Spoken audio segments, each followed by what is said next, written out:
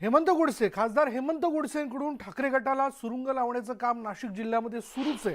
खासदार हेमंत गोडसेंकडून ठाकरे गटाच्या नगरसेवकांच्या सदिच्छा भेटीचा व्हिडिओ जो आहे तो समोर आलेला आहे। त्यांनी धडाकाच लावला या भेटींचा।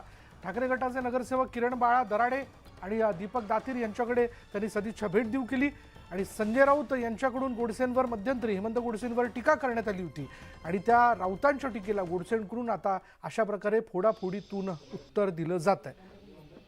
ठाकरे गटाच्या नगरसेवकांना शिंदे गटामध्ये आणण्यासाठी गोडसेंकडून मोर्चे बांधणी केली जाते। गोडसेंकडून ठाकरे गटाच्या नगरसेवकांसोबत घेतलेल्या भेटीचा व्हिडिओ न्यूज 18 लोकमतच्या हाती आलाय।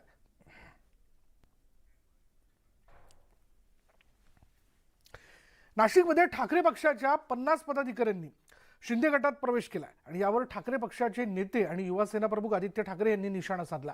राज्यात राजकीय पातळी घसरत चालली आहे। जीडीपी घसरायला केळ्याचे साल 6 महिन्यांपूर्वी टाकले कुणी हे तुम्ही लक्षात घ्या असाही खोचक टोला त्यांनी लगावला। तसंच हे खोके सरकार अपात्र ठरणार असून लवकरच पडणार आहे असंही भाकीत त्यांनी वर्तवलं।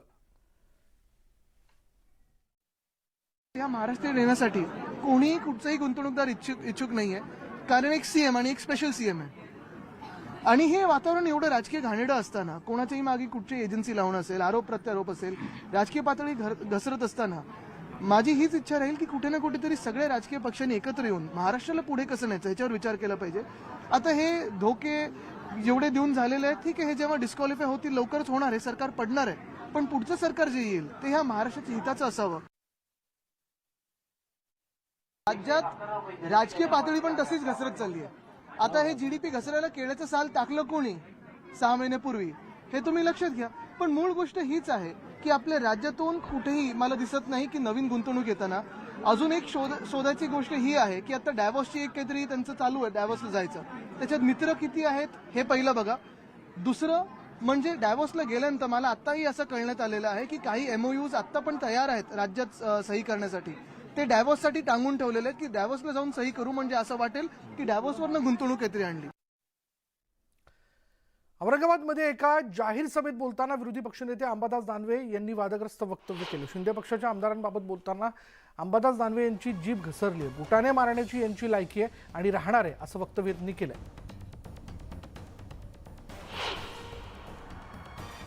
खरं सांगतो, आज वाणी साहेब असते ना तर बुटावर घेऊनच मारलं असतं, बाकी काहीच केलं नसतं त्यांनी। बूटच काढतो म्हणले असते ते, बाकी काही शब्द त्यांनी वापरला नसता दुसरा।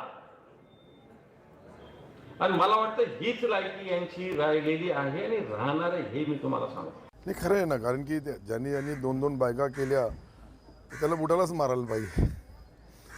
त्यांना अधिकृत 2 बायका करण्याचा हिंदू धर्मामध्ये आहे का?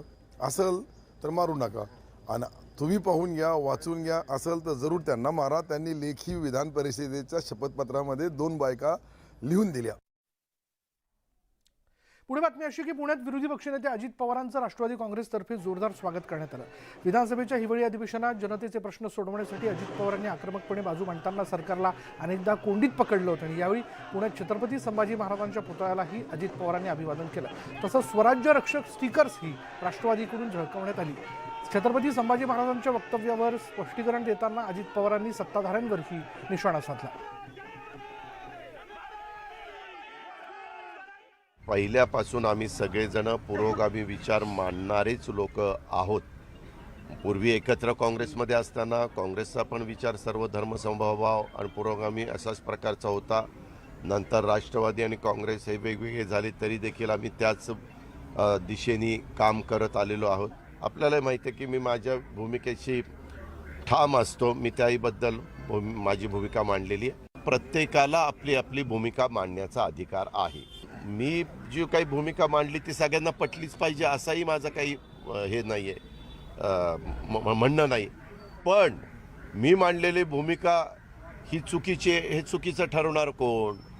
मी मांडलेल्या भूमिकेच्या बद्दल तुम्ही माफी मागा, अरे मी काय अशी गुन्हा केला किंवा अपशब्द वापरला किंवा जसं मध्ये राज्यपाल, मंत्री, सत्ताधारी पक्षाचे आणि आमदारांनी बेताल वक्तव्य केले, अपशब्द वापरले, कारण नसताना एक वातावरण गढूळ करण्याचा प्रयत्न काही राजकीय पक्ष करतात, हे बरोबर नाही।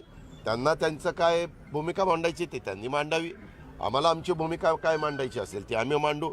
जनतेला जी भूमिका पटेल ती जनता त्या भूमिकेचं स्वागत करेल. मी छत्रपतींच्या विचाराशी कदापि जीवासेपर्यंत आमच्याच्याने द्रोह होणार नाही आणि आमच्या पुढे 10 पिढ्या पण होणार नाही. त्यांनी काय म्हणावा त्यांचा अधिकार आहे, त्यांच्या हातात सत्ता आहे ना. मग तुम्हाला जर द्रोह वाटतो तर त्याच्यामध्ये केसेस दाखल करा. हे केस बसती का, नियमात बसते का?